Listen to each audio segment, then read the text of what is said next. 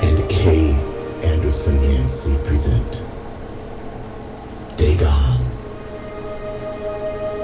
the Sonic movie and horror performance by HP Lovecraft, featuring the Sonic performer K.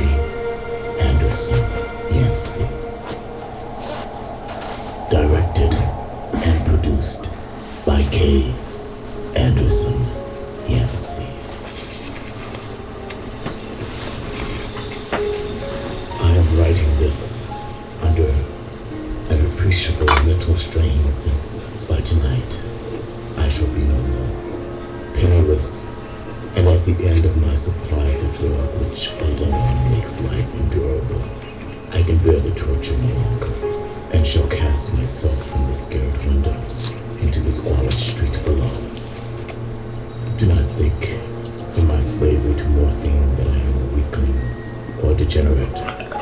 When I have read these hastily scrawled pages, you may guess, will never fully realize why it is that I must have forgetfulness or death. It was in one of the most open and least frequented parts of broad Pacific that the packet which of a supercargo fell victim to the German sea raider. The Great War was then at its very beginning, and the ocean forces of the Hun had not completely sunk to the later degradation, so that our vessel was made a legitimate prize, whilst we of her crew were treated with all the fairness and consideration due us as naval prisoners. So liberal indeed was the discipline of our captors that 5 days after we were taken, I managed to escape alone in a small boat with water and provisions for a good length of time.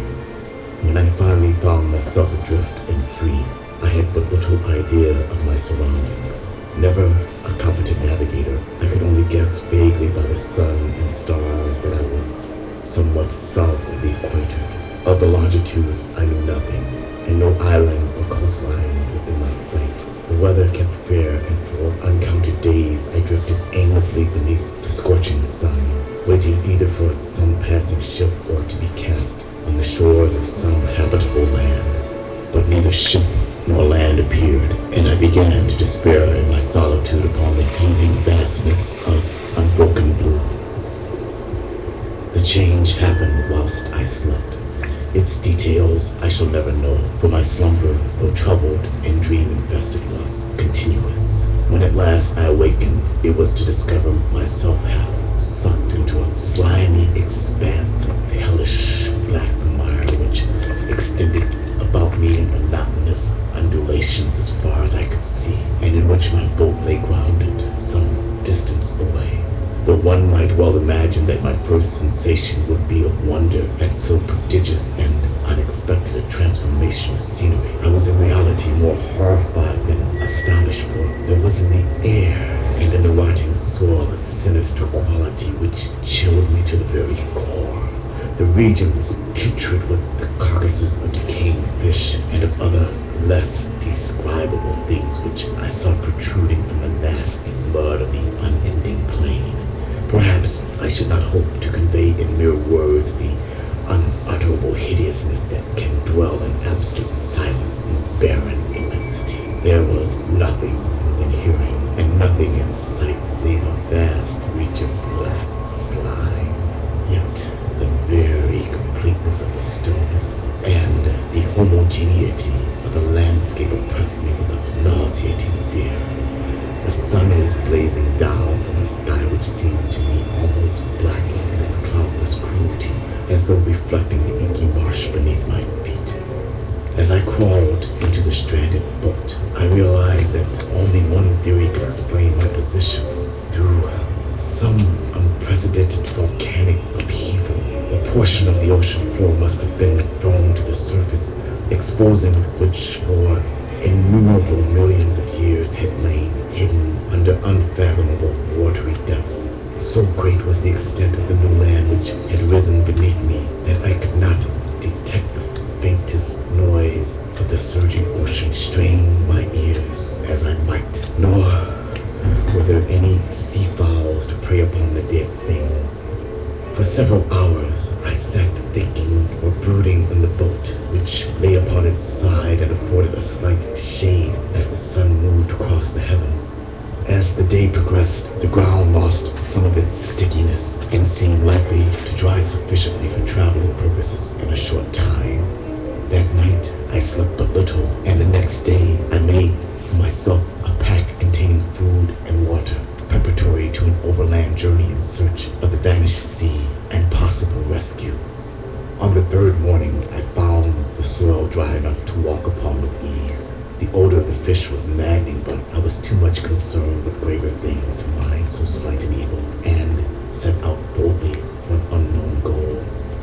All day, I forged steadily westward, guided by a far-away hummock which rose higher than any other elevation on the rolling desert. That night, I encamped, and on the following day still traveled toward the hummock, though that object seemed scarcely nearer than when I had first espied it. By the fourth evening, I attained the base of the mound, which turned out to be much higher than it had appeared from a distance, an intervening valley setting it out in sharper relief from the general surface. Too weary to ascend, I slept in the shadow of the hill.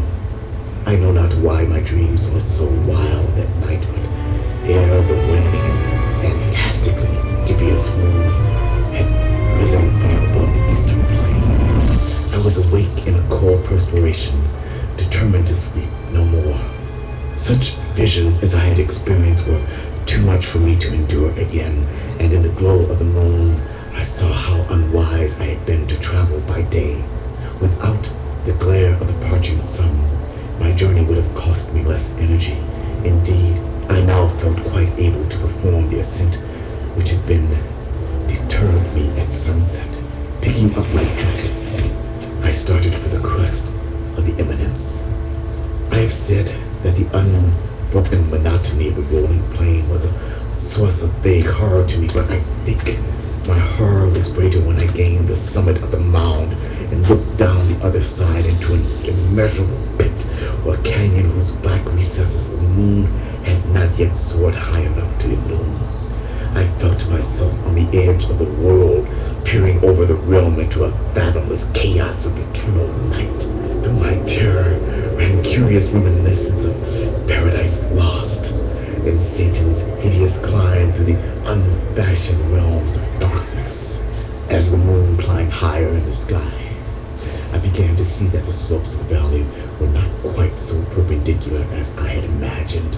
Ledges and outcroppings of rock afforded fairly easy footholds for a descent, whilst, after a drop of a few hundred feet, the declivity became very gradual.